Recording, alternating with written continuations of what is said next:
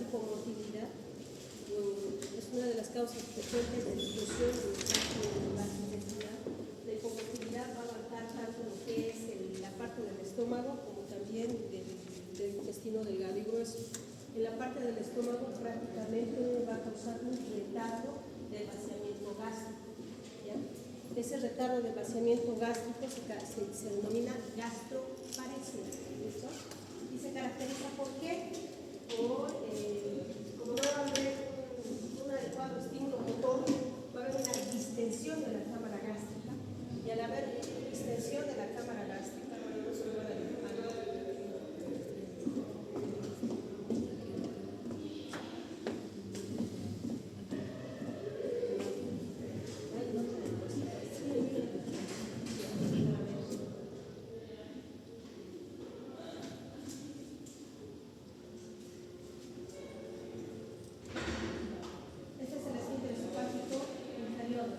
la mayoría de los estimuladores gástricos cosméticos tienen un efecto acá, incrementando la tonicidad del esfínter esofágico inferior. ¿Qué significa? Que cuando nosotros nos alimentamos, hacemos pasar el bolo alimentar y todo se concentra en la cavidad gástrica, el efecto del esfínter esofágico inferior es mantenerse tónico, cerrado, para evitar lo que es el fenómeno del esofágico. Como va a haber una gastroparesia, que es una alteración del vaciamiento gástrico, entonces por ende esto va a mantenerse dilatado, abierto. Entonces, ¿qué síntomas va a producir en el paciente? Distensión abdominal, retardo del vaciamiento gástrico. Al distenderse aumenta la presión y por aumentar la presión dilata el esfínter esofágico inferior. Y si esto está dilatado, imagínense a un paciente que está con una sonda nasogástrica, postrado ya mucho tiempo en el hospital. Hasta eso hay que enseñarles a las enfermeras cómo darle la nutrición al paciente. Cuando tú les das recostado a los pacientes con la sonda nasogástrica, imagínense que está haciendo una gastroparesia, se dilata, y al dilatarse el contenido gástrico aumenta, y obviamente la mayoría de los pacientes presentan los síntomas de náuseas, vómitos, enfermedad por reflujo gastroesofágico, y al final ¿qué produce? Broncoaspiración. Se broncoaspiran los pacientes. ¿Ya? La mayoría de noches procinéticos, por ende, van a actuar a nivel de lo que es el esfínter esofágico inferior, y también van a actuar a nivel de muchas terminaciones del sistema nervioso vago que nosotros tenemos, estimulando la parte motora y liberando unas sustancias que se llaman neurotransmisores, y también ligandos como son la 5-hidroxitriptamina. Estas que van a hacer, van a incrementar la tonicidad motor. ¿Listo? Entonces prácticamente nuestro tema se va a basar en eso. Ahora, lo bonito del sistema gastrointestinal es que nosotros no dependemos a un 100% o virtualmente se podría decir por el sistema nervioso central. Tenemos un sistema nervioso autónomo, que este sistema nervioso autónomo se subdivide en el sistema nervioso entérico. ¿Listo? Este sistema nervioso entérico del tracto gastrointestinal se va a caracterizar por tener diversas neuronas intrínsecas y una diversidad de neurotransmisores, abundancia de neuronas cotransmisores también. ¿Listo?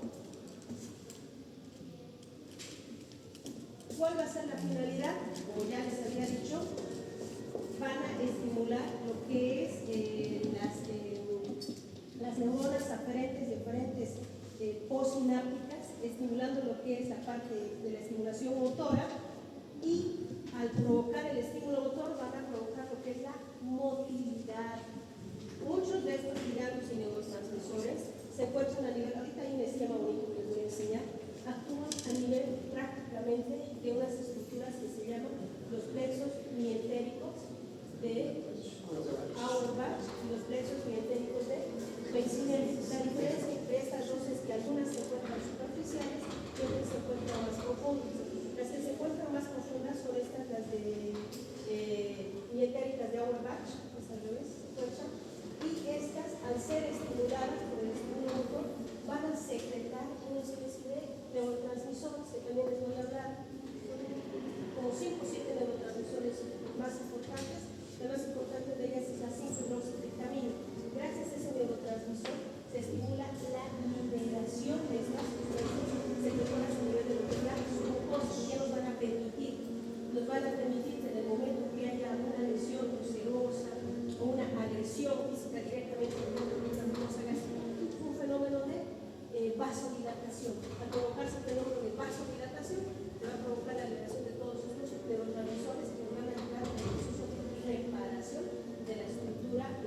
mucosa lesionada.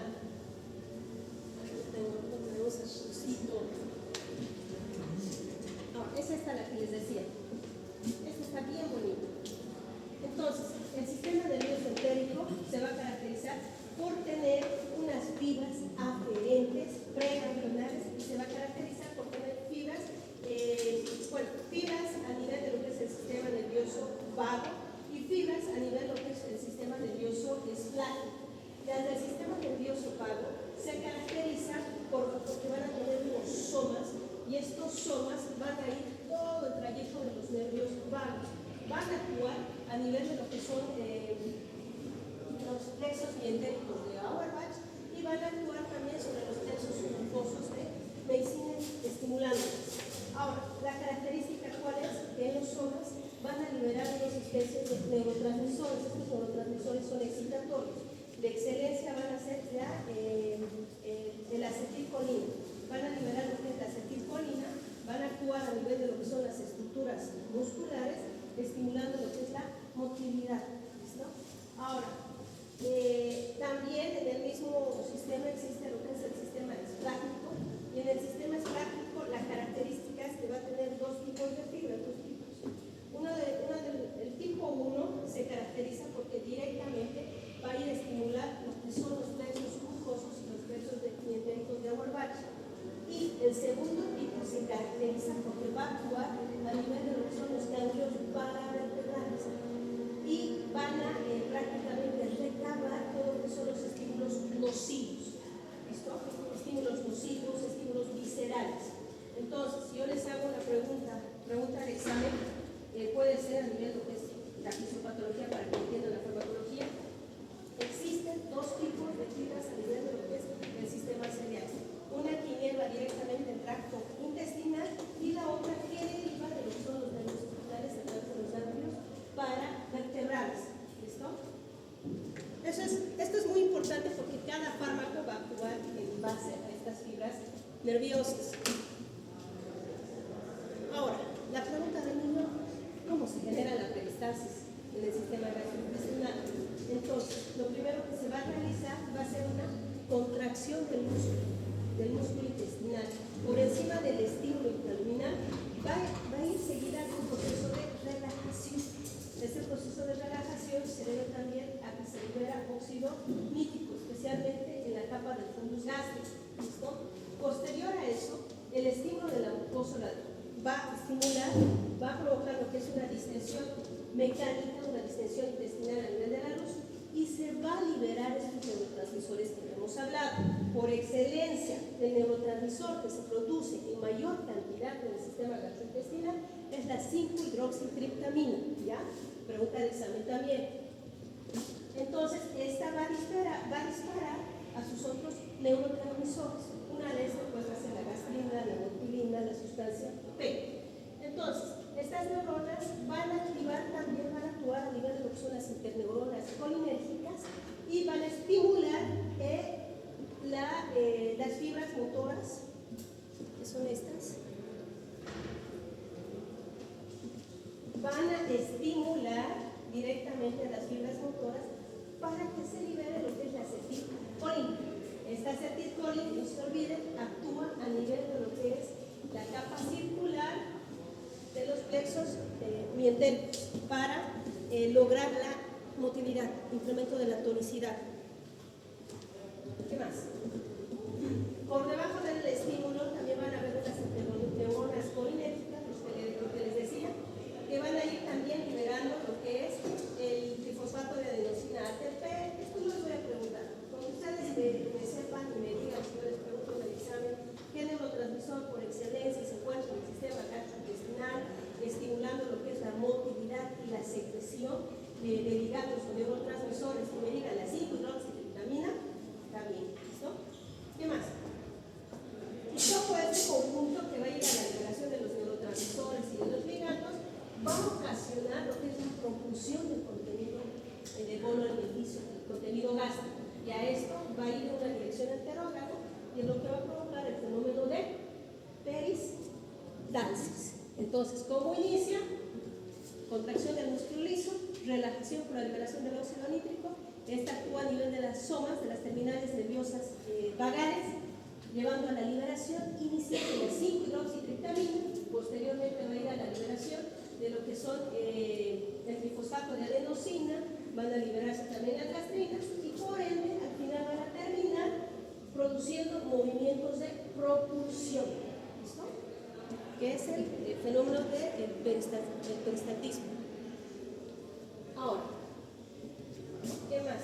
Esto ya habíamos comentado. Existen neuronas aferentes primarias y las terminaciones vagales. Esto ya es lo que ya les había comentado. A esto se refiere. Las neuronas primarias aferentes que van a ir liberando lo que son los neurotransmisores por excelencia excitatoria, la acetilcolina, a eso se refiere. ¿Qué más? Algunos de estos estímulos van a actuar a nivel de lo que son las terminaciones nerviosas vagales, valiéndose de las células endógenas de la mucosa, lo que habíamos comentado, y van a llevar a la liberación de los neurotransmisores. El más comentado, la 5-hidroxitriptamina.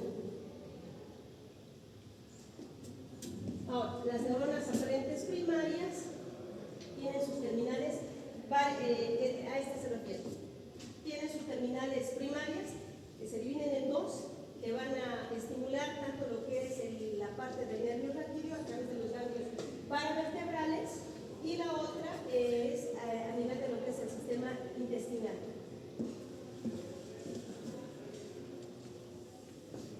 ¿Qué más? Entonces, como van a ir a estimular lo que es, o se van a ir a inervar en la parte intestinal, muchos van a provocar reflejos axonómicos que utilizan vías nerviosas bifurcantes.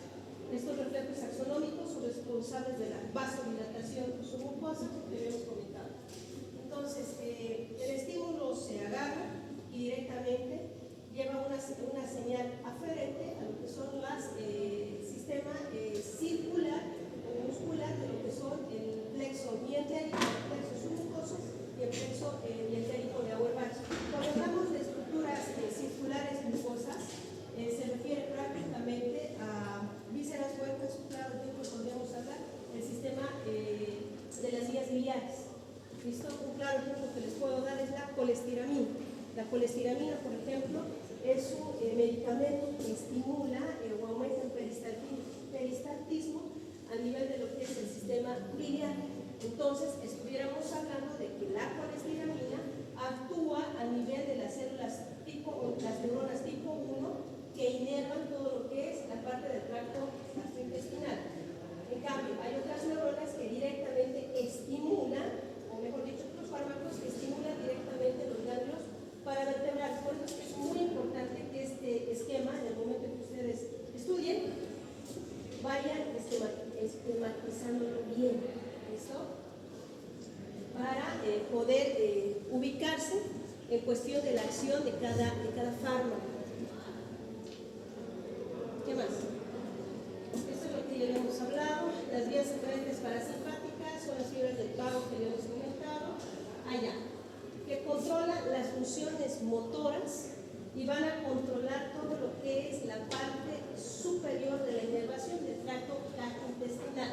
En cambio, las neuronas del nervio sacro van a controlar todo lo que es la secreción y la parte de la estimulación motora de todo lo que es el tracto gastrointestinal inferior. ¿Listo? Así, facilito. Las terminales nerviosas aferentes del nervio vago controlan todo lo que es la inervación del tracto intestinal superior, y las del nervio sacro controlan lo que es la irrigación del tracto intestinal inferior. ¿Qué más? Esto ya hablamos. También ya hablamos. Esto es el sistema de los neurotransmisores que habíamos comentado. La serotonina, que es la 5-hidroxitriptamina, es un inhibidor de la recaptación de la serotonina a nivel central. Un claro ejemplo podríamos dar el ondansetron. El ondansetron, que hace directamente inhibe lo que es la 5-hidroxitriptamina, actúa a nivel central. Ahora, algunos de ellos se encuentran como heteroreceptores presinápticos en las terminales terminaciones nerviosas de los neurotransmisores y van a facilitar, es decir, que muchas de ellas se encuentran en zonas, en cuerpos somales, por debajo de lo que es la capa muscular del plexo mientérico de Auerbach. Muchos de estos autorreceptores se localizan acá. ¿Listo? Y tienen como enrolladuras, y en cada enrolladura contienen como heterorreceptores que son estimulados. Listo. Ahora, uno de los neurotransmisores importantes va a ser la noradrenalina. ¿Se acuerdan que les dije que hay dos tipos de neurotransmisores, verdad? Uno que inerva lo que es la parte intestinal superior y la otra que inerva lo que es los ganglios paravertebrales. Entonces, la noradrenalina se caracteriza porque va a ser de origen extrínseco, es decir, que esta no se va a sintetizar en la parte de la inervación gastrointestinal, sino sus fibras van a proceder de lo que son los ganglios paravertebrales, de la región simpática, es decir, por eso se las denomina, tiene un origen extrínseco. No existen neuronas dopaminérgicas a nivel de lo que es el tracto entérico. ¿Listo? La dopamina exógena prácticamente que se les da produce con frecuencia una inhibición de la motilidad de diversos segmentos del tracto gastrointestinal. Un claro ejemplo podríamos decir, por ejemplo, los pacientes con síndrome de Parkinson, enfermedad de Parkinson. Los pacientes con enfermedad de Parkinson se caracterizan porque a nivel del tracto gastrointestinal estas presentan un fenómeno de gastroparesia. Estos usan con fenómenos de hipomotilidad. ¿Listo? Estos pacientes frecuentemente tienen impactaciones fecales, oclusiones intestinales. Entonces, como aquí dice, la dopamina exógena produce con frecuencia inhibición de la motilidad. Necesitamos administrarle a este paciente L-dopamina. Ahora, se dan cuenta que esta L-dopamina va a actuar a nivel del tracto gastrointestinal, específicamente a nivel de lo que son las neuronas tipo 1. No se olviden, neuronas tipo 1 es todo lo que inerva el tracto gastrointestinal superior e inferior, y las neuronas tipo 2 son las que mandan sus inervaciones a nivel de lo que son los ganglios paravertebrales simpáticos. ¿Se fijan que todo está conectado en base al esquema que les había mostrado de la imagen? Entonces, la dopamina va a actuar a nivel de lo que son los heterorreceptores, a nivel de lo que es el tracto superior e inferior intestinal. Esto es lo de la enfermedad de Parkinson, por ejemplo. Yo podría decir que es una enfermedad muy triste. Es muy triste porque estos pacientes tienen un fenómeno de hipomotilidad a nivel intestinal. Muchos de ellos, por ejemplo, fallecen por complicaciones secundarias al tracto gastrointestinal.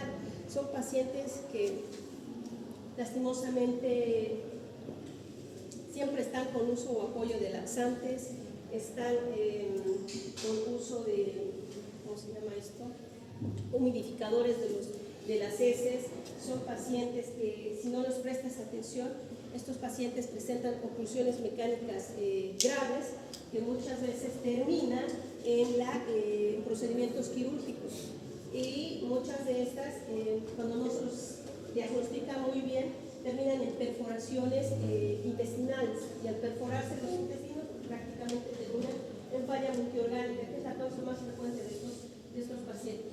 Pero gracias a la L-dopamina que se les da a estos pacientes, esta L-dopamina pues tiene un efecto sistémico, porque no solamente actúa a nivel cerebral.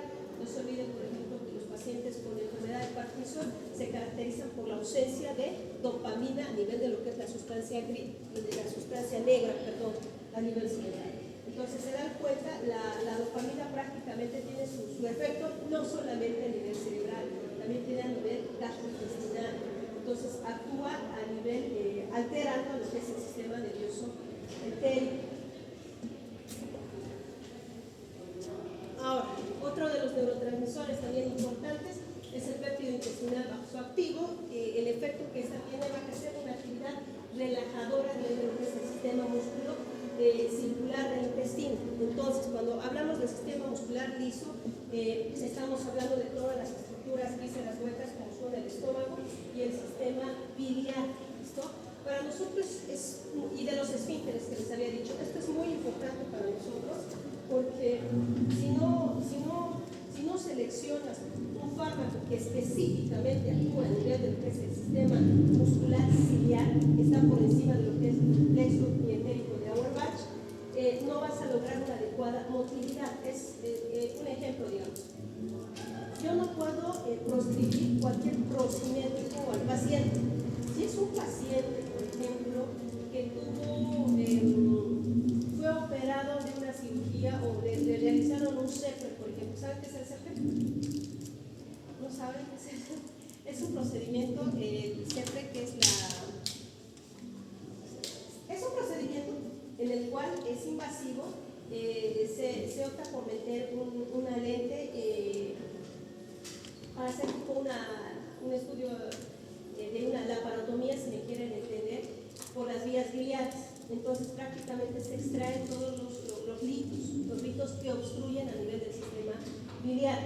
Y cuando tú haces el CEPRE y digamos que el cirujano intervencionista no es, ¿cómo se llama la palabra? No es dinámico, no es bueno con las manos, es torpe, por ejemplo, puede lesionar el sistema biliar. Y al lesionar el sistema biliar, lo que hace el sistema biliar tiene secuelas de hipomotilidad.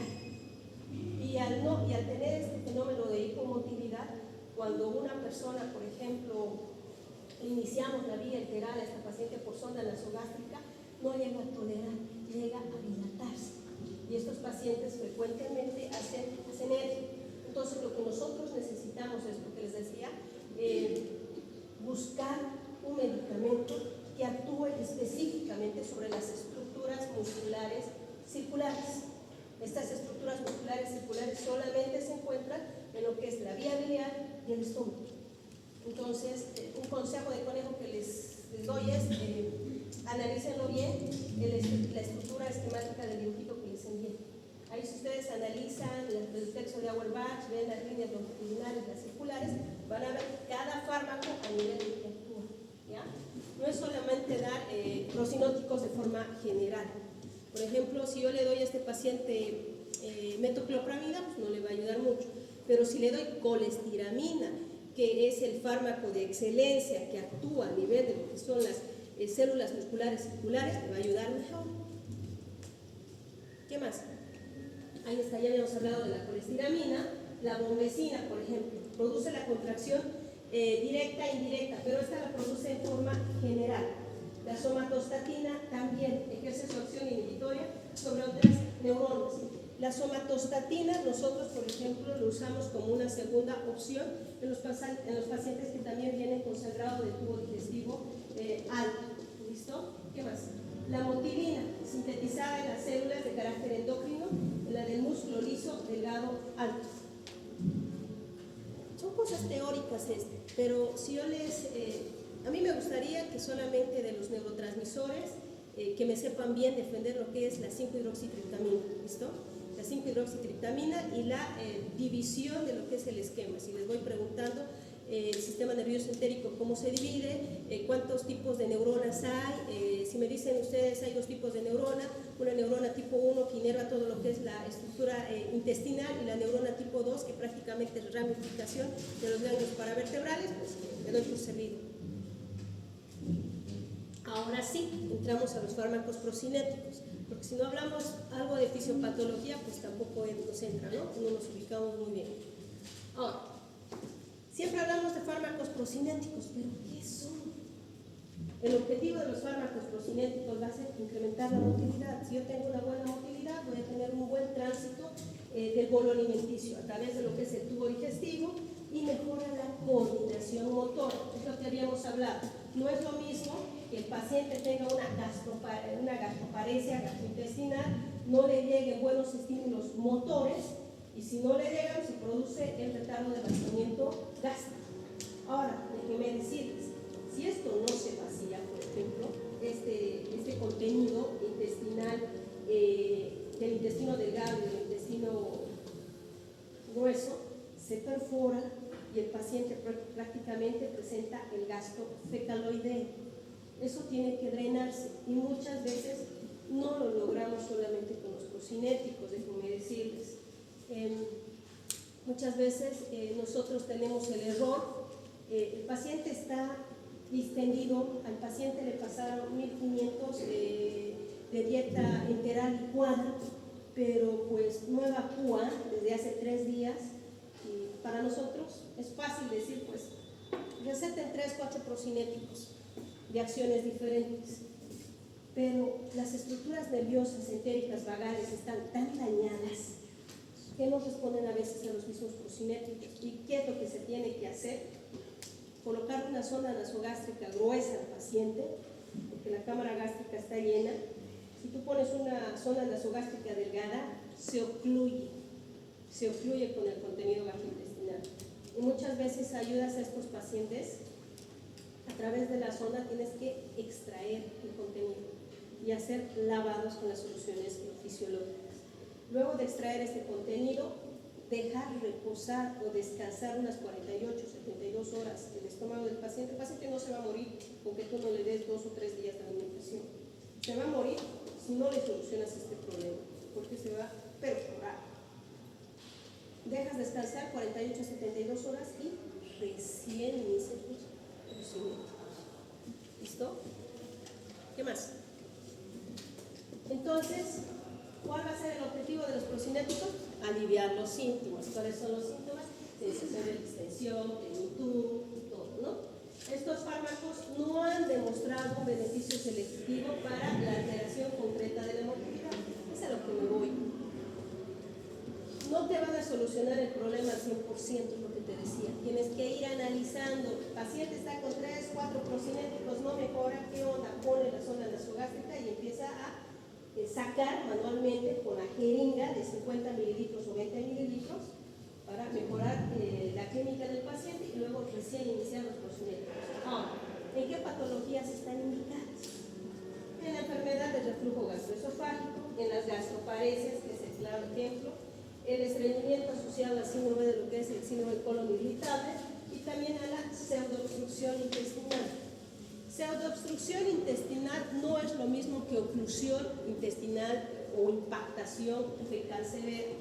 La pseudoobstrucción intestinal es en los casos de que la luz del intestino no está impactado al 100%, ¿listo? Puede estar impactado en un 25-50% y lo puedes resolver con los procinéticos. Esa es la diferencia. Cuando es una impactación fecal severa, está impactado el 100% del intestino, ay no te ayudan los procinéticos. A fuerza tienes que desimpactar, ya sea colocándoles como son laxantes osmóticos, hacer tus preparaciones, o el otro es pues hacer una colonoscopia. Ahora, existen otros fármacos. Las benzamidas sustituidas, en estas se dividen prácticamente en 2 grupos con actividad antidopaminética, que actúan a nivel de los receptores dopaminéticos, la metoclopramida, que todo el mundo conoce, la clevoprida, y sin actividad antidopaminética, la cisaprida y cinitaprida. Con las que contamos actualmente acá son con la metoclopramida y la cisaprida. ¿Listo? La metoclopramida, pues que ya todos conocen, ¿no? Viene en una presentación de 10 miligramos. Ahora, la dosis tope de estos es que puedes dar 10 miligramos cada 8 horas o cada 6 horas. El efecto adverso de la dopamina, que como esta atraviesa la barrera hematoencefálica, produce lo que son síndromes extrapiramidales, es decir, que va a provocar un síndrome similar a lo que es el síndrome de Parkinsonismo plus, que uno de ustedes expuso, ¿no? Ahí en una, usted, doctor Gandarillas. Sí, te llega a producir. Por ejemplo, en un paciente que venga con síndromes extrapiramidales, un claro ejemplo, un paciente con un Parkinson, no le voy a dar una metoclopramida, voy a exacerbar sus movimientos estereotipados del paciente. Entonces, hay que ir viendo eso. Este es un resumen, ¿listo? Los procinéticos y antieméticos. Antieméticos ahorita vamos a entrar, ¿ya? La cisaprida, por ejemplo, tiene un agonismo bien positivo. 3+ es un antagonismo, ¿no? Luego algo que nos llame la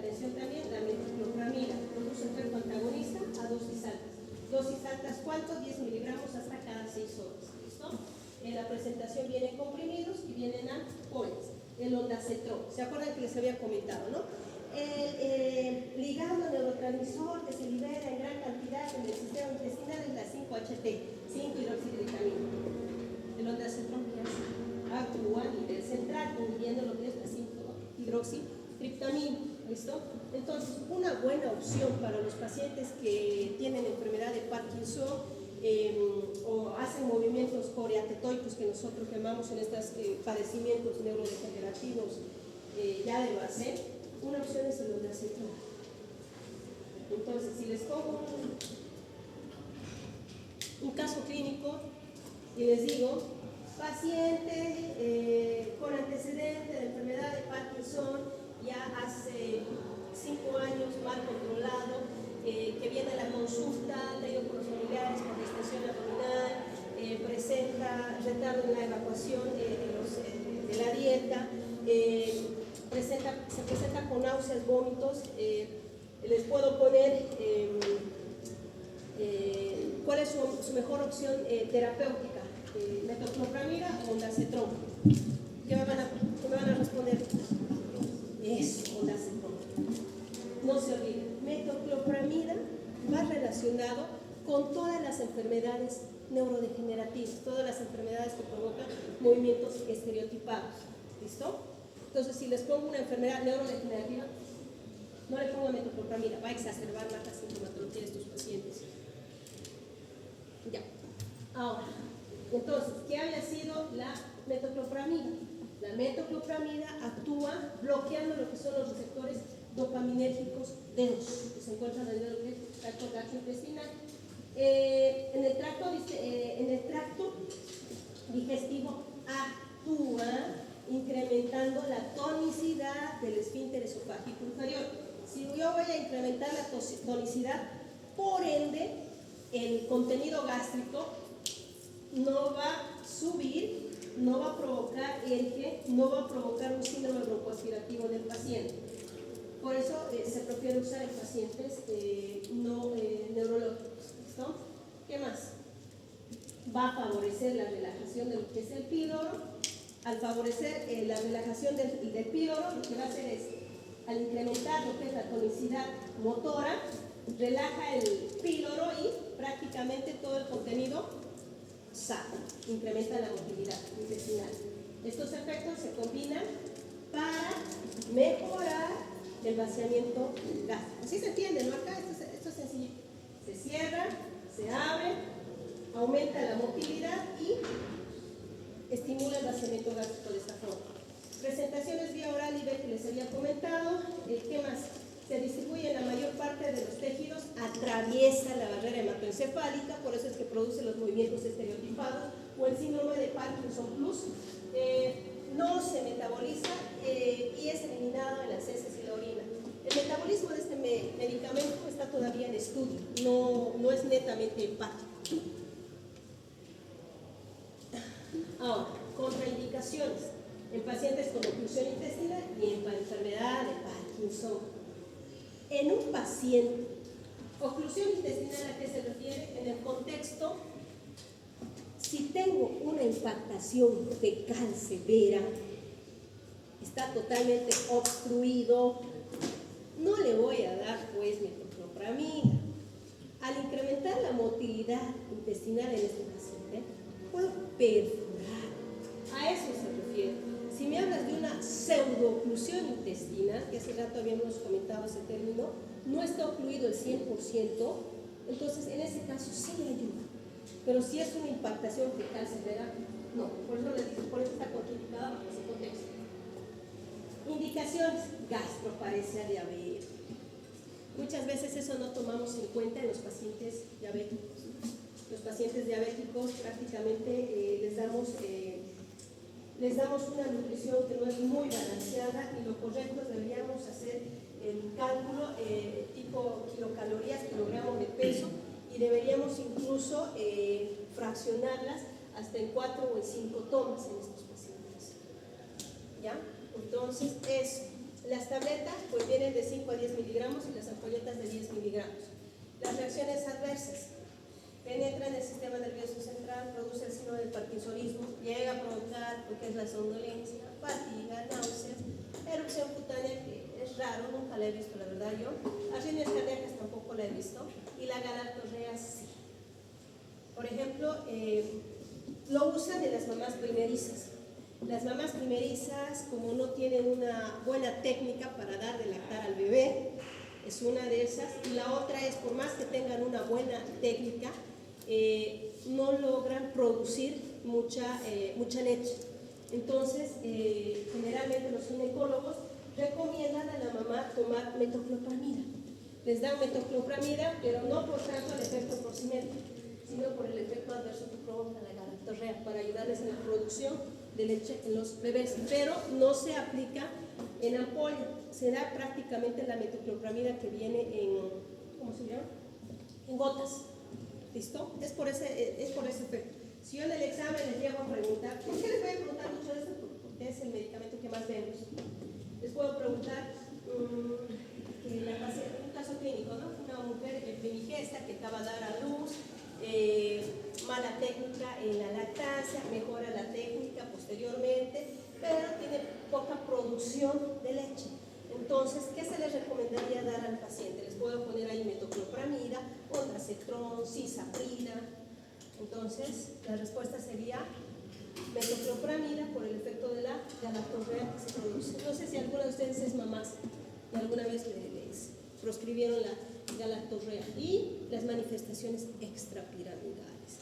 Extrapiramidales se refiere al síndrome de Parkinson Plus. Son movimientos coreatetónicos, son movimientos como de embalismo. Exacerban la sintomatología motora en estos pacientes. Ahora, el otro que es la cisaprida.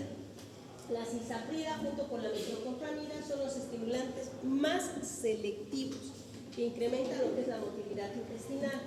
Produce un aumento de la motilidad gastrointestinal por la liberación de lo que es la acetilcolina. Entonces, si yo les hablo de la cisaprida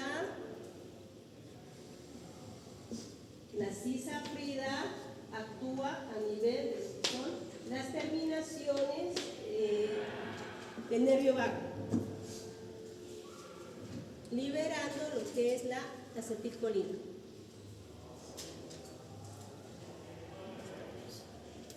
¿Ya?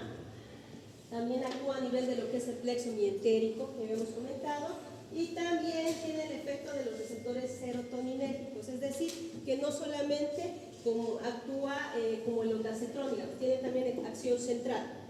El ondansetron tiene acción central a nivel de lo que es la 5-hidroxitriptamina, pero también la cisaprida.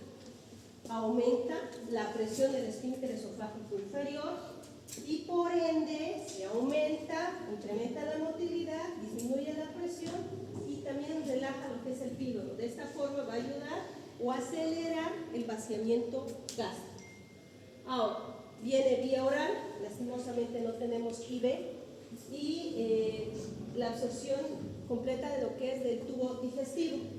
La vida media es 2 a 3 horas y se unen proteínas en un 98%. Se metaboliza en el hígado y también se elimina por la orina y la heces. Ahora, este medicamento es bueno, pero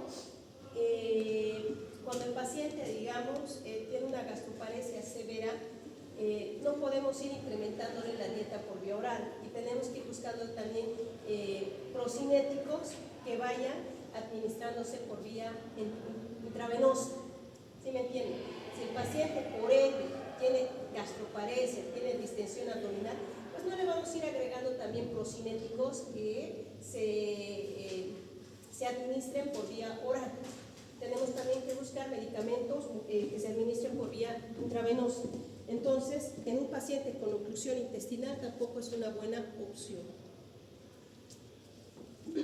Ahora, se emplean, si es un medicamento que actúa a nivel del esfínter esofágico inferior, por ende incrementa la presión, la motilidad y por ende va a disminuir la enfermedad del reflujo gastroesofágico.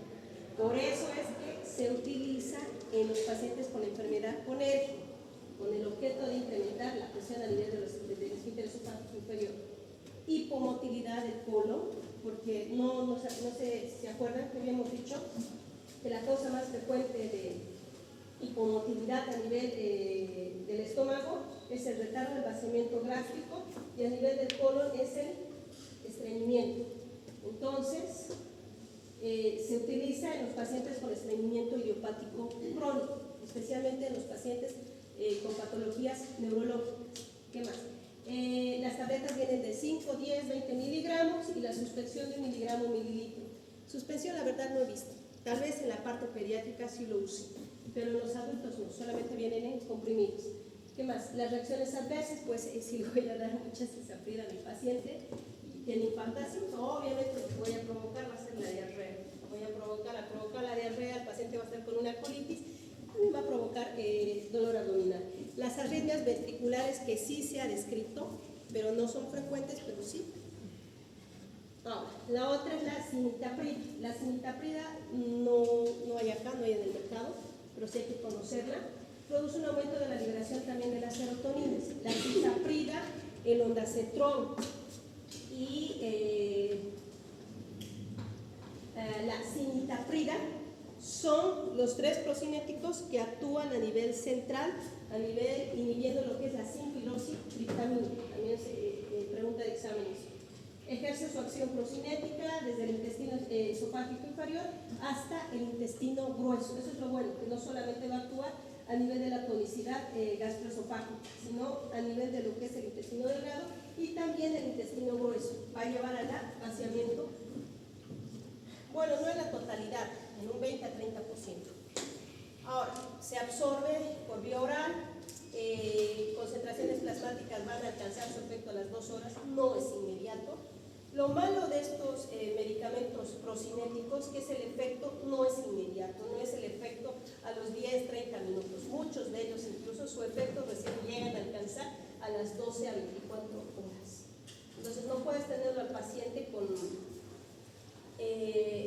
ese, ¿cómo se llama? Con el retardo del vaciamiento gástrico. ¿Listo? Entonces tienes que buscar otras medidas. Otra medida pues es darle fibra, mejorar lo que es llevar al emblandecimiento de lo que son las heces fecales, que también es otra medida que se toma en cuenta. La vida media es de 3 a 5 horas. No hay ninguno que tenga un efecto inmediato. Ahora, contraindicaciones. Hipersensibilidad, ¿no? Ahora, obstrucción y perforación intestinal. Ahí está contraindicado. Habíamos dicho, depende de la severidad de la impactación fecal. Ahora, ERGE, trastornos de la motilidad gastrointestinal, las dosis son 3 veces al día, 15 minutos antes de las comidas. El efecto, pues, va a penetrar lo que es la barrera hematoencefálica. Como tiene acción central, también va a llegar a provocar síndromes extrapiramidales, ¿ya? Los síndromes, ¿saben qué son síndromes extrapiramidales? Si no entiende, díganme, doctora, ¿qué es eso? Es que es otra cosa, digamos, mencionarlas, pero ya. Por ejemplo, un síndrome extrapiramidal. Un síndrome extrapiramidal, por ejemplo, es el clonus. Nosotros hacemos en la exploración neurológica, digamos que esto es el talón del pie, ¿no? En la exploración neurológica de un paciente con Parkinson, cuando tú realizas el fenómeno del talón plantar, el paciente hace este fenómeno, es un síndrome extrapiramidal, es un clonus positivo.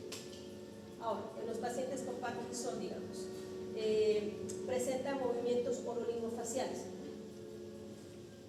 No sé si han visto, en los movimientos coreatetónicos. Es un movimiento muy frecuente. Los pacientes, por ejemplo, hacen hemivalismo. Son movimientos bruscos. Entonces, a todo eso se llaman síndromes extrapiramidales. Por eso es que yo tengo que categorizar bien en estos pacientes neurológicos. En un paciente con Parkinson no puedo, quiero mejorar la parte gastrointestinal, pero voy a empeorar los movimientos de hemivalismos coreatetónicos, que es lo que no quiero. ¿Sí? A eso se refieren extrapiramidales. Muchos son buenos, pero tienen sus efectos adversos. ¿Qué más? La eritromicina. Me acuerdo que cuando vine, me preguntó uno de los residentes, ¿por qué siempre pone eritromicina, doctora? Si es un antibiótico, nada que ver con que es un procinético. Sí es. ¿Y sabe quién lo dice? Las guías del ASPE y del ESPE, que son las guías de nutrición a nivel mundial. La eritromicina es un antibiótico, sí, es un macrólido, pero se ha visto que tiene un efecto procinético. Aumenta la tonicidad del esfínter esofágico inferior. Ese es su principal efecto. Entonces nosotros damos a dosis de 500 miligramos cada 8 horas o cada 12 horas. ¿Listo?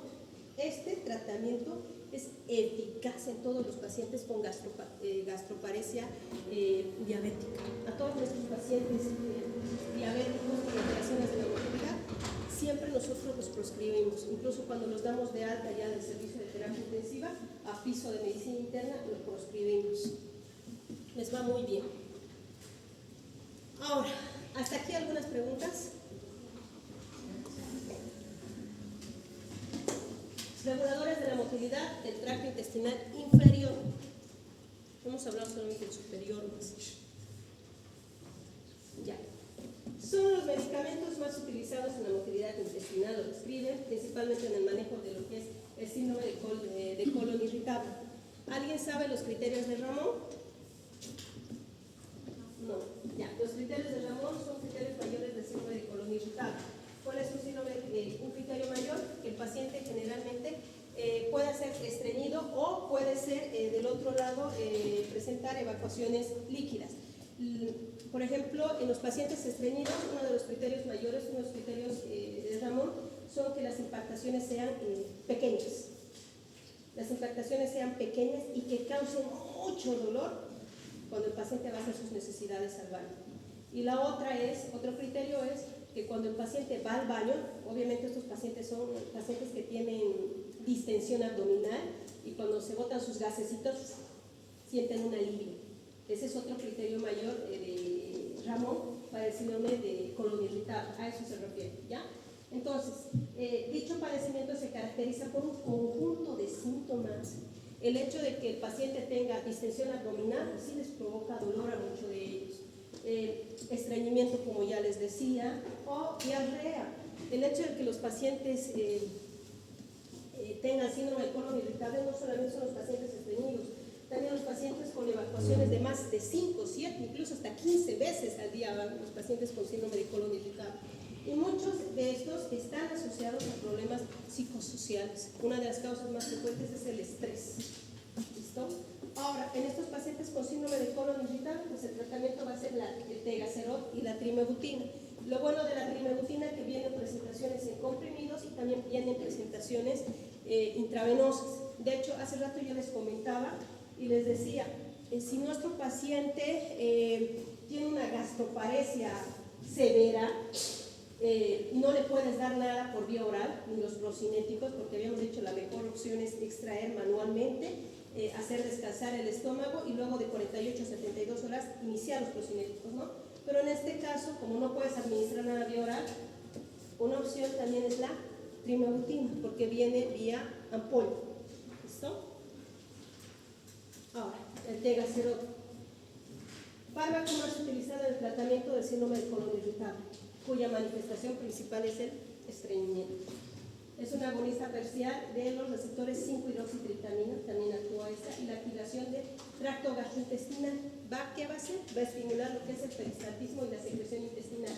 Inhibe lo que es la sensibilidad visceral, es decir, que solamente va a actuar a nivel de lo que es el nervio vago, no va a actuar a nivel de los ganglios paravertebrales. ¿Se acuerdan que les dije, no? De los ganglios paravertebrales, que tenían un tipo de inervación, que captaban todo lo que eran los estímulos nociceptivos y viscerales?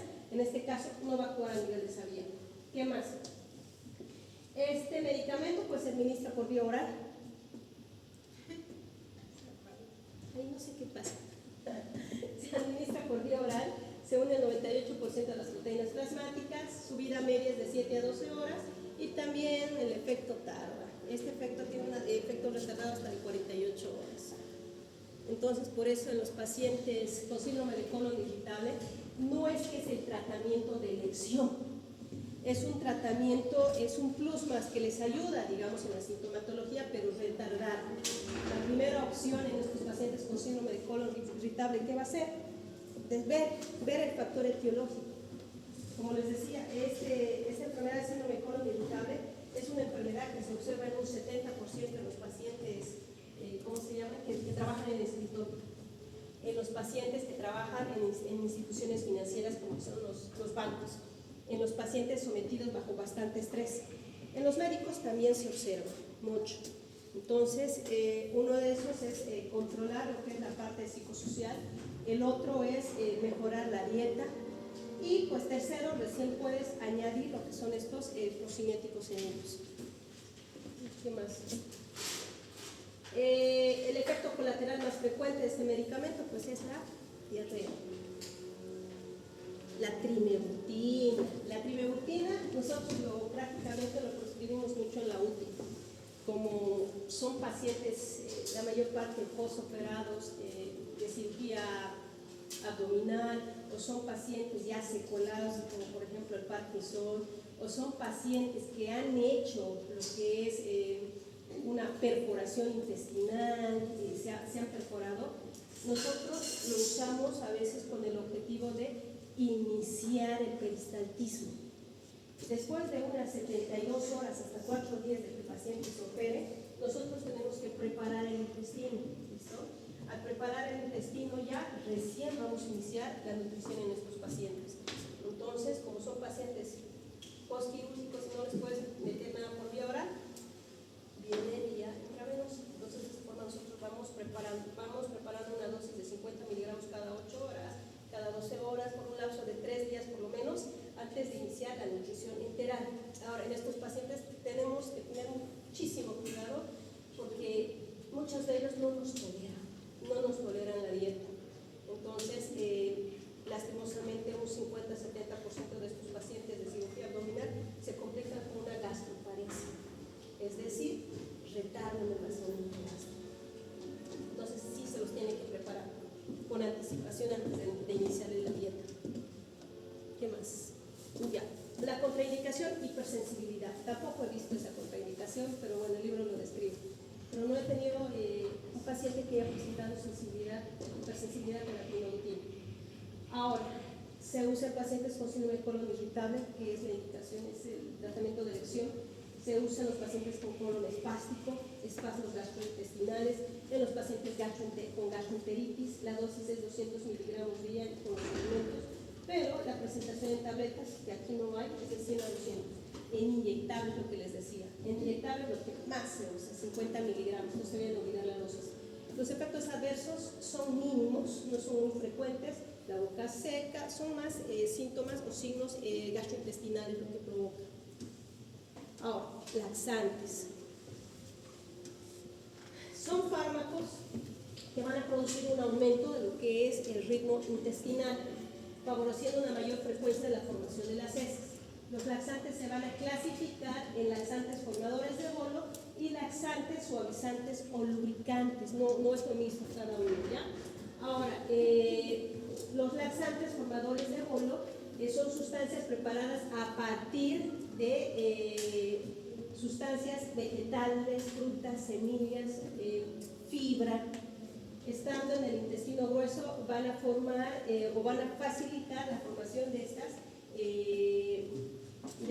¿cómo se llama? El fenómeno de peristalsis, y también van a incrementar la tonicidad de lo que son las heces fecales.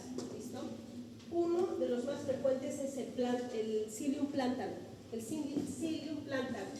El Psyllium plantarum, que se encuentra en una preparación de suspensión. Nosotros damos unos 10 a 20 mililitros. Iniciamos generalmente con 10 mililitros cada 12 horas. Si el paciente no llega a evacuar o prácticamente requiere ayuda, porque a veces nosotros tenemos que hacer tacto rectal y tratar de desimpactar y ayudar al paciente. Ustedes eso lo van a hacer en el internado. A muchos cirujanos no les gusta desimpactar a los pacientes. Dime, doctora. Sí, y también a las personas con discapacidad, ¿no, doctora? Porque yo tuve una hermana con discapacidad y sí se le formaba la S, pero ella no tenía la fuerza para poder expulsarla, entonces teníamos que apretar sí o sí, teníamos que incluso llegar a sacar alguna vez con guante de suave y sacarlo. Así es, doctora. Es muy doloroso. En estos pacientes, por ejemplo, lo que hacemos es darles aceites minerales, darles medicamentos que reblandezcan la masa o las heces, digamos, porque son muy duras. Entonces, nosotros tratamos de darles lo que es un poco de agua, un poco de sal, y tratar de desimpactar y ayudar al paciente. Ustedes eso lo van a hacer en el internado. A muchos cirujanos no les gusta desimpactar a los pacientes. Dime, doctora. Sí, y también a las personas con discapacidad, ¿no, doctora? Porque yo tuve una hermana con discapacidad y sí tenía se le formaba la S, pero ella no tenía la fuerza para poder expulsarla, entonces teníamos que apretar sí o sí, teníamos que llegar a sacar alguna vez con guante de suave y sacarlo. Así es, doctora. Es muy doloroso. En estos pacientes, por ejemplo, lo que hacemos es darles aceites minerales, darles Esta es una, y la dos es, pues lamentablemente, pues, estos pacientes presentan mucho dolor y pues se les hace el tacto, ¿no? Para lo cual no se les ocurra realizar el tacto sin consentimiento del paciente. Ha habido casos médicos legales, yo sé, tal vez ustedes han escuchado, de médicos que supuestamente hicieron tacto rectal, pero no se les comentó a los pacientes o no comentaron a los familiares y lo tomaron en mala fe y dijeron, no, pues abusó de mí o pasó esto. Entonces, un consejo de conejo, siempre que vayan a hacer un tacto rectal, ya sea en la consulta externa o ya sea un paciente que esté en hospitalización, díganle al familiar, díganle, no lo haga por hacer, porque la gente es tan maliciosa que piensa que solamente nosotros hacemos ese procedimiento con otros fines, pero ustedes saben que no es así, ¿verdad? Entonces háganles firmar un consentimiento, díganles, voy a hacer un tacto rectal, voy a meter los deditos, me voy a poner guantes, voy a poner vaselina líquida y le voy a hacer el tacto rectal para desimpactar y ayudar de esa forma a la sintomatología del paciente, porque ellos no pueden eliminar las heces. Entonces, incluso se preparan soluciones chisas que nosotros decimos, con soluciones jabonosas y lactulosa. Preparamos un frasco de lactulosa, preparamos medio litro de soluciones fisiológicas y les administramos al paciente. Entonces, es algo muy, muy doloroso, yo lo veo muy doloroso, encontrándonos en la situación del paciente, ¿no? Entonces, tengan un poquito de pudor, hablen con los familiares. Ha habido colegas míos que han pasado por eso, que prácticamente los familiares son muy maliciosos y pues, incluso los han querido denunciar, pero ahora que van a entrar al internado, traten de hacerlo todo bien. Un minutito, por favor. Estoy en clases.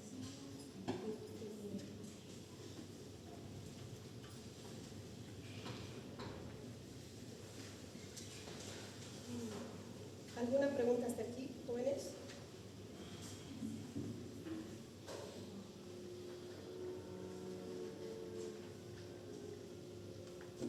Ya, ahora. Laxantes estimulantes, sustancias hidrolizadas en el intestino, producen un aumento de la movilidad de lo que es el músculo intestinal, poseen una acción directa sobre las terminaciones nerviosas intestinales, especialmente en el colon. De estas, las que nosotros usábamos mejor eran los senócidos AB. Los senócidos AB vienen en comprimidos, no vienen en suspensión. Y lo bueno que actúa a nivel específicamente del colon, no del intestino delgado. Y es especialmente en estos pacientes que tienen alteraciones, por ejemplo, los pacientes que tienen trauma raquimedular. En los pacientes que tienen trauma raquimedular o que tienen lesión a nivel de lo que es el sacro, prácticamente se ve afectado todas las terminaciones que inervan la parte del colon. Entonces, en estos pacientes es muy buena elección los senócidos AB porque actúan en la parte de la inervación baja. El colon provoca el estreñimiento. Ahora, laxantes osmóticos son sustancias que no se reabsorben, se combinan con agua. Es lo que les había hablado de la lactulosa, el sacubitrilo, por ejemplo, que se realizan las combinaciones con el efecto de generar un efecto osmótico, ¿no? Incluyen catárticos salinos como el citrato de magnesio, el hidróxido de magnesio, el sorbitol y la lactulosa. Ahora, hay algunos que ya vienen ya en preparaciones. No sé si alguien alguna vez aplicó el Enemavit. Sí, yo creo que sí, ya lo aplicaste. El Enemavit que ya viene preparado, viene con todo lo que es el citrato de magnesio, el bicarbonato, el hidróxido de aluminio, todo eso ya viene preparado. Es como un sachet que tiene como un piquito. Viene en esta preparación. Ya viene preparado, prácticamente tú al paciente lo colocas en una posición en el cúbito dorsal y pues lo dilatas antes con vaselina, con los deditos, con guantecito dilatas un poquito, administras para que no le provoque mucho dolor al paciente.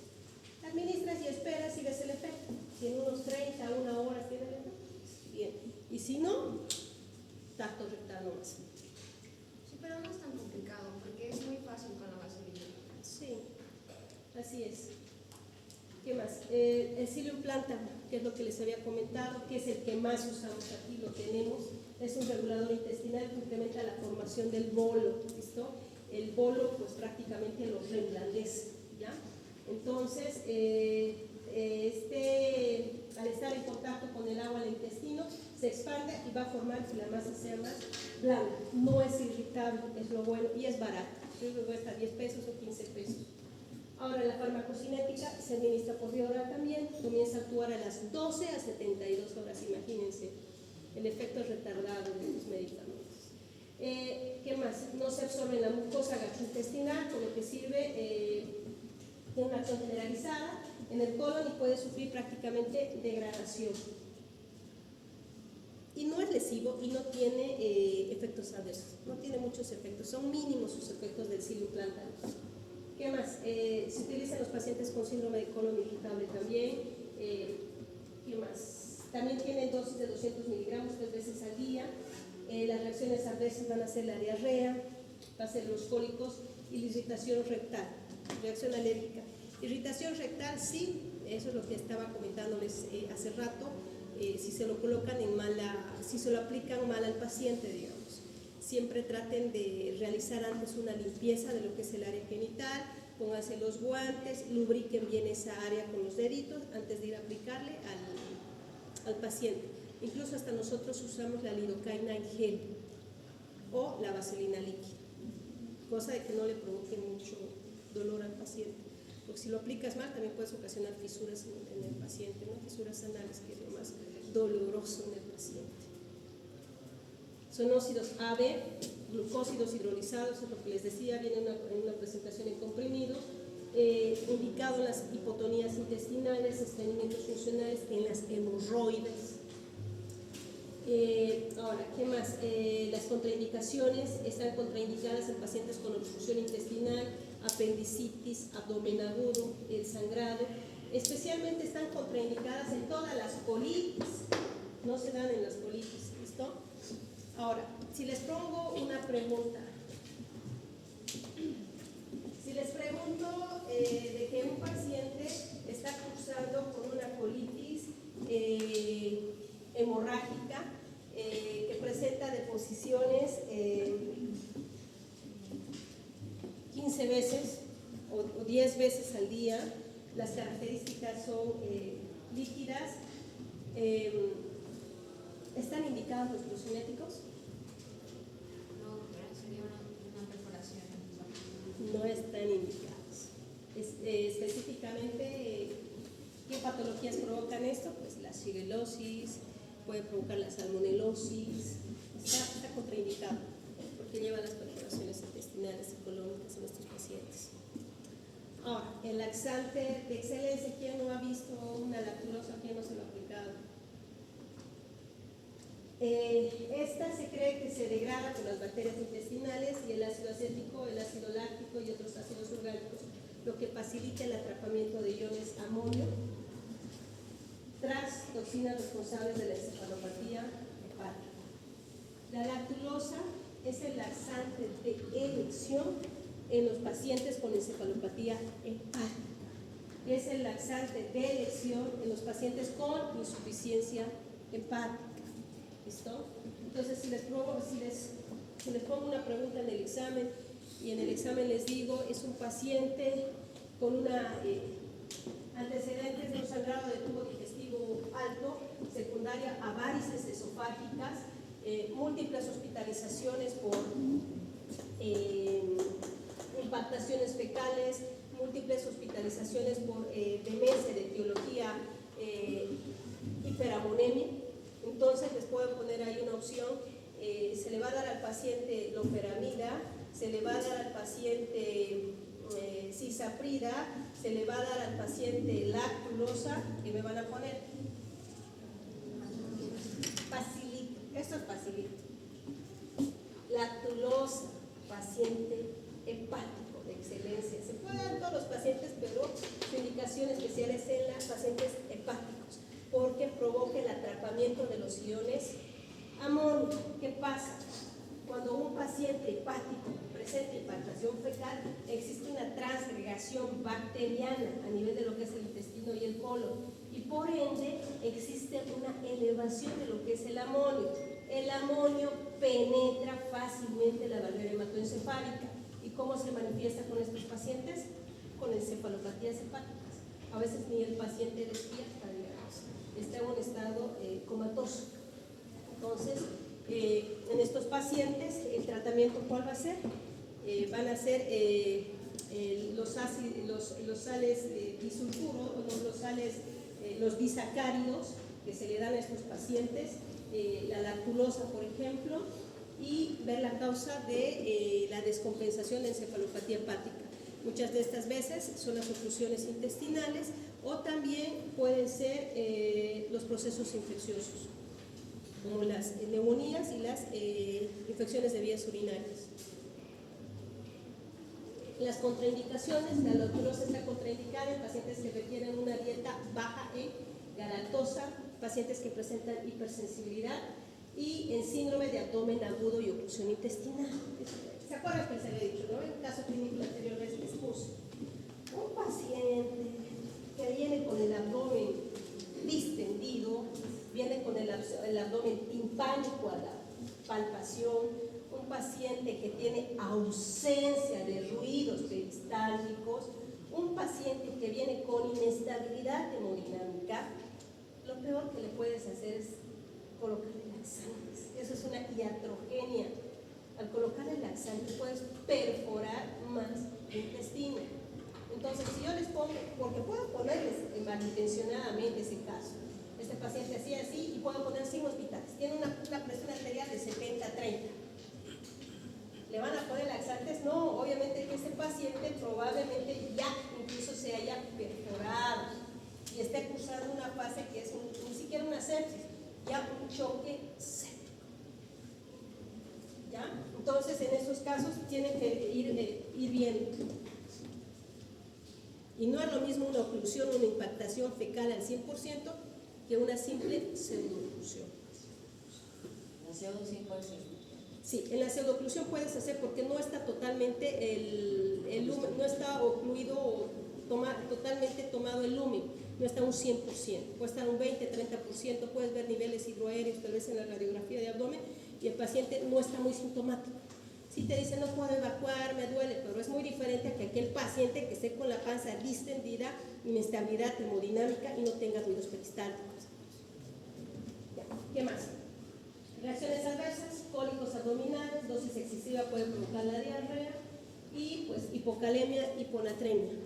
El paciente va a ir constantemente a las evacuaciones y pues tienes que realizar electrolitos séricos en estos pacientes cada 4 o cada incluso 8 horas y corregir. Ahora, ¿qué más? Muchas veces ha pasado que los pacientes presentan evacuaciones, por ejemplo, en piso de hospitalización o en la UTI, presentan evacuaciones de 10, 15, 20 veces y dicen, ¿no? Ay, pues no, está con diarrea. Entonces, es un paciente que se ha estado administrando la lactulosa. Y a veces los clínicos no ven ese aspecto. No, pues está con diarrea. Hay que hacerle un coprocultivo y todo eso, ¿no? Pero muchas veces no nos damos cuenta que colocamos la lactulosa en dosis tóxica y el paciente está con el efecto diarreico continuo. Entonces, al momento de que ustedes vayan a revisar a algún paciente algo, fíjense de que el paciente no se esté administrando o que no le hayan prescrito laxantes. 1. 2. Chequen la etiología. Es muy diferente la etiología. Muchos de estos pacientes, por ejemplo, hacen estas complicaciones gastrointestinales de la diarrea por un microorganismo que se llama Clostridium. Clostridium perfringens. No sé si han escuchado, han llevado bacterias. Este bicho, por ejemplo, este microorganismo se exacerba tras la administración, una de las causas frecuentes, antibióticos. Son pacientes, digamos, que han estado con carbapenémicos, que han estado con aminoglucósidos, que han estado con, ¿cómo se llama esto?, macrólidos, que han estado, por ejemplo, con quinolonas muchísimo tiempo, 15 a 20 días, y de la nada empiezan con las evacuaciones líquidas. Entonces, si ves que este paciente está con las evacuaciones líquidas o te viene de la consulta externa, que es un paciente inmunosuprimido y se administra un chingo de antibióticos prescritos, Entonces lo que tienes que hacer es cuántos días vas con los antibióticos. Si te dicen, no, pues yo ya llevo 21 días, llevo 3 meses o 6 meses, porque hay pacientes que sí se los prescribe así por las patologías de base que tienen. Entonces, solicítale un microbiológico para Clostridium A. Y también fíjate que a este paciente no le hayan prescrito un laxante, porque muchos clínicos les dan su laxante, les dan sus antibióticos, y de aquí te veo a 3 meses, de aquí te veo a 4 meses en la consulta externa. Y hablo exclusivamente, por ejemplo, de nuestros pacientes con colitis por Crohn, enfermedad de Crohn. Entonces, con estos pacientes hay que tener cuidado de ese aspecto. Antieméticos. ¿Cuánto tiempo? Unos 10 minutos más, unos 10 minutitos y ya. ¿Listo? Porque luego van a entrar a vacaciones. Ya no les voy a mostrar las vacaciones. Ya. Entonces, la emesis, el vómito es la expulsión del contenido gástrico, que ya sabemos a través de la boca, está controlado por el bulbo raquídeo. Hay una área que se llama área postrema. Esa área postrema hay un tracto que es el tracto solitario. Ese tracto solitario generalmente se estimula para provocar el efecto del vómito. Ahora, también está relacionado con el sistema de equilibrio a nivel del oído, que cuando hay alguna estimulación o hay una lesión a nivel del oído, o tenemos, digamos, un proceso infeccioso como una otitis, también estimula, y en muchos pacientes también llega a provocar el efecto del mareo, también el efecto de los vómitos. Ahora, hay que saber esto muy bien. El origen de los vómitos puede ser a nivel del sistema nervioso central, puede ser en pacientes, por ejemplo, postquirúrgicos, o en pacientes que hacen un síndrome de hipertensión intracerebral severa, pueden ser estimuladas por sustancias tóxicas, pueden ser estimuladas por digitales, aires, antibióticos, pueden ser también estimuladas por la misma lesión visceral, enfermedades orgánicas del tracto digestivo, metabolismos nutricionales, por ejemplo, por el déficit de vitaminas, desnutrición, el hipotiroidismo también es una causa, el síndrome de insuficiencia suprarrenal, el vértigo postural. No sé si alguno de ustedes ha tenido vértigo postural, que es secundaria también a una lesión del oído medio. Por ejemplo, en pacientes que se operan, se realiza la colocación de prótesis, por ejemplo, en estos pacientes cuando se estimula el oído medio. Estos pacientes quedan con secuelas, llegando a producir incluso vómitos, emesis. Entonces, en estos pacientes postquirúrgicos, por ejemplo, de oído, lo que se les realiza es la estimulación temprana. Se los opera y tempranamente tienen que ir a rehabilitación para evitar estos efectos. Bueno, este es un diagrama, es un mecanismo de los efectos inducidos del vómito y el proceso emetizante que tienen que realizarse. Como ya les había dicho, el centro del vómito está en el área postrema del bulbo raquídeo, ¿listo? Específicamente a nivel de lo que es el núcleo solitario, ¿listo? Esta va a ser estimulada por todos los factores de riesgo que ya les había hablado anteriormente. Una de ellas es el difenidol. El difenidol, lo bueno del difenidol que viene en ampolla, es el principal representante de los antieméticos. Farmacocinética inhibe la conducción de la transmisión de los estímulos vestibulares a los cerebrales. Entonces, no solamente es, el paciente tiene hipotensión postural, el paciente viene a la consulta porque presenta vómitos y la pregunta del millón: ¿le hiciste las pruebas neurológicas? ¿Le hiciste la prueba del octavo par craneal? ¿Viste cómo camina el paciente? El paciente no ha sido sometido a una cirugía óptica, el paciente no tiene prótesis, el paciente no tiene una otoesclerosis, que son las causas frecuentes de las náuseas y vómitos en estos pacientes. Reacciones adversas va a provocar resequedad de la boca, mareo, somnolencia, orientación, confusión, alteraciones visuales y auditivas, incluso puede exacerbar más la lesión. Indicaciones: vómitos y vértigos. Puede darse 4 veces al día. Presentación en tabletas de 25 miligramos y supositorios de 20 miligramos. Me dicen cuando pasen los 10 minutos, ¿listo? Entonces me voy con el tiempo. Las contraindicaciones: el glaucoma y también la hipersensibilidad. Ondansetron. Acción central, inhibidor de lo que es la recaptación de serotonina, que ya habíamos hablado. Ojo, cuidado que se olviden del examen, les voy a preguntar estas cositas. Farmacodinámica, mecanismo de acción precisa, náuseas y vómitos de origen central. Por eso es el tratamiento de elección para los pacientes oncológicos. Oncológicos, por favor, el ondansetron, ¿listo? Y quimioterapia y radioterapia. Se da una forma preventiva, incluso si el paciente va a ir a su sesión de quimioterapia, no te vas a esperar a que le pongan la quimio y empiece con los efectos de las náuseas y vómitos del paciente. Lo vas a dar de forma preventiva unas 12 horas antes de que el paciente inicie la quimio. ¿Qué más? Contraindicaciones, hipersensibilidad. Meclicina, no lo tenemos aquí, pero como cultura general para que lo sepan, se ha especulado en su sitio de acción para controlar el vértigo. Y también puede ser la laberintitis que también es una alteración de lo que es el oído medio y el oído interno. Reacciones adversas más frecuentes, la somnolencia, fatiga, cefalea. ¿Por qué? Porque el medicamento penetra lo que es la barrera hematoencefálica. Indicaciones, prevención del tratamiento, las náuseas y vómitos. ¿Qué más? Contraindicaciones, también la hipersensibilidad. Dexametasona. No es la de elección, pero cuando ya no has mejorado con el difenidol, no has mejorado con el ondansetron, una tercera opción es la dexametasona. ¿Listo? Se ha usado para los pacientes, especialmente los pacientes que se someten a quimioterapia y a radioterapia. La dexametasona es bendito, porque no solamente tiene su efecto a nivel gastrointestinal, también tiene su efecto a nivel del sistema nervioso central. Recuerden que les había comentado.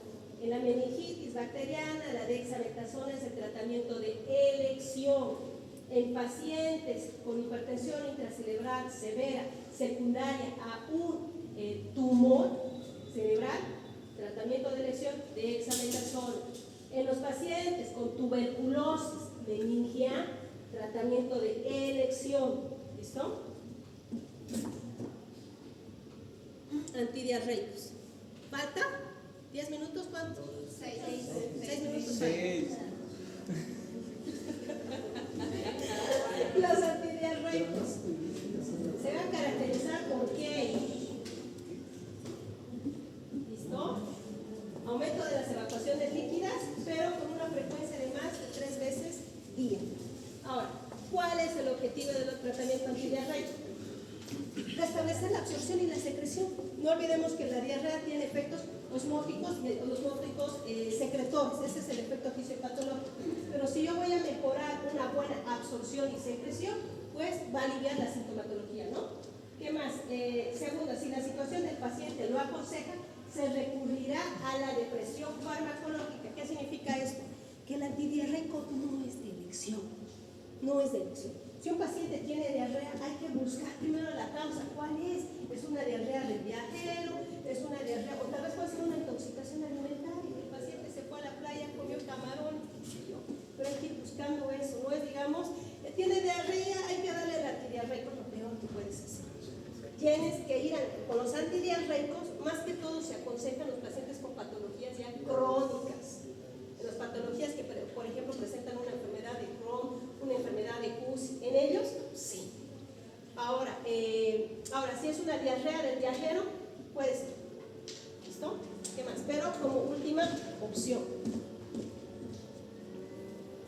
Mecanismo de la diarrea, causada por solutos osmóticamente activos. Me olvidaba, en el síndrome de colon irritable de la característica de la diarrea, un criterio mayor, ¿cuál es? Que cuando el paciente va al baño, yo les había dicho que bota gases o disminución de los meteorismos que llamamos, presenta sintomatología. Otras las características de las heces. Prácticamente es todo lo que el paciente comió, se ve en la taza, es decir, trozos de alimentos. Y eso es por el efecto osmótico. Bota, no absorbe nada, bota todo. Se ve ahí trocitos de verdura. Bueno, yo no quiero especificar eso, pero para que tengan idea. Eso es en el síndrome de colon irritable. Y en la diarrea también produce el mismo efecto. ¿Listo? Por el efecto osmótico. ¿Qué más? Las causas, mala absorción. No se va a absorber bien, no se va a secretar bien, obviamente se va a eliminar todo.